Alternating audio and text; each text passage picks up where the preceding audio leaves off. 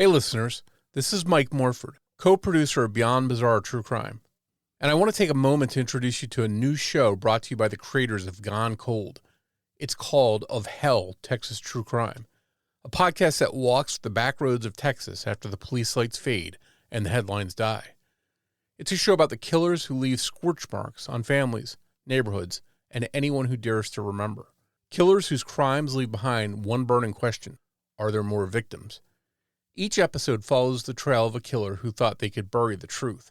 But in Texas, secrets have a way of clawing back to the surface. You're about to hear a clip from Of Hell's second episode, the brutal killing of a working mother, a neighbor, a woman who was taken from her home and forced to endure torture before ultimately being slain by a madman called the Slayer Saint. If what you hear next gets its hooks into you, like it did me, subscribe to Of Hell, Texas True Crime wherever you're listening right now. Some folks aren't simply from hell, they're of it. Here's the preview of Hell, the Slayer Saint Part 2, Nancy. At around 12:45 a.m. on September 16, 1970, Gene Mitchell was on his way home from work at Transwestern Oil Pipeline Company. It was quiet with almost no other vehicles on the road, nothing out of the ordinary for a sleepy town on a work and school night. The man worked a lot and late, an exhausted cog in the big energy machine. Luckily, his drive home to 1057 Adams Street was short, just over 5 miles. When he pulled up to the house, Gene saw that several lights inside were on. He was pleasantly surprised. He rarely got to spend time on the weekdays with his wife and kids. Had Nancy waited up for him, he wondered. But as he entered the house, the one thing that caught his attention was the silence. "Nancy?" Gene said, his voice slightly elevated. There was no answer. He looked over at the sewing machine. The light was on. The fabric remained, draped between the presser foot and the throat plate. He could hear the slight buzz of electricity flowing through the machine as he drew nearer. Nancy's cigarettes and an ashtray with a partially smoked butt sat on the sewing table, and underneath, Gene noticed, were his wife's shoes. That was Nancy, always barefoot inside. "Nancy?" he called out again. Still nothing. Gene made his way around the house, the kitchen, the bathroom, the bedroom. The search didn't take long. The working-class family lived in a modest home, nothing fancy. His wife was nowhere to be seen. After waking the children, who'd been asleep in their bedroom, Gene asked where their mother was. They didn't know. Wasn't she home? They asked, confused. Gene traveled from room to room one more time and then took a look outside. Nothing. He called several relatives, none of whom had seen or heard from Nancy except her uncle, who told Gene that everything was fine when they spoke just a few hours before. The man became frantic. It was late, and the unlit homes spanning the entirety of this block attested to it. On any other night, it would be the kind of darkness that says everyone's asleep and nothing bad ever happens here. But not tonight.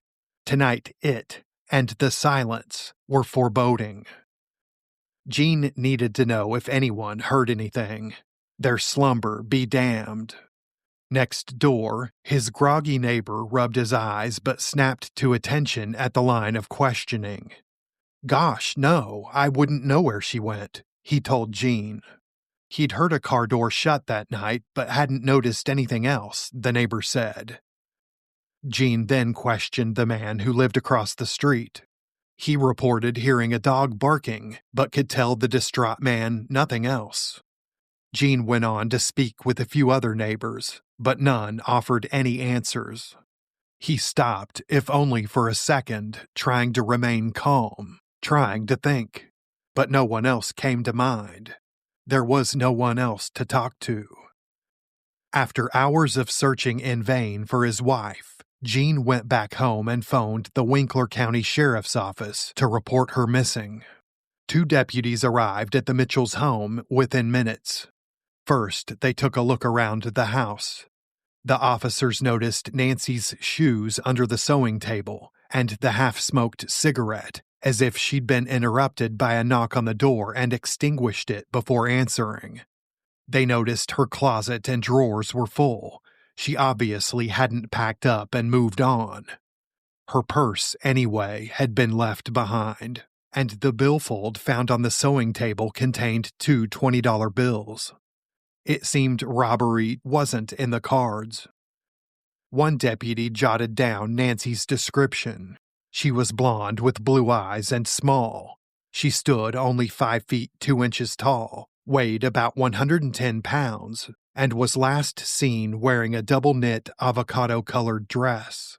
It was one of a kind, one that she had made herself.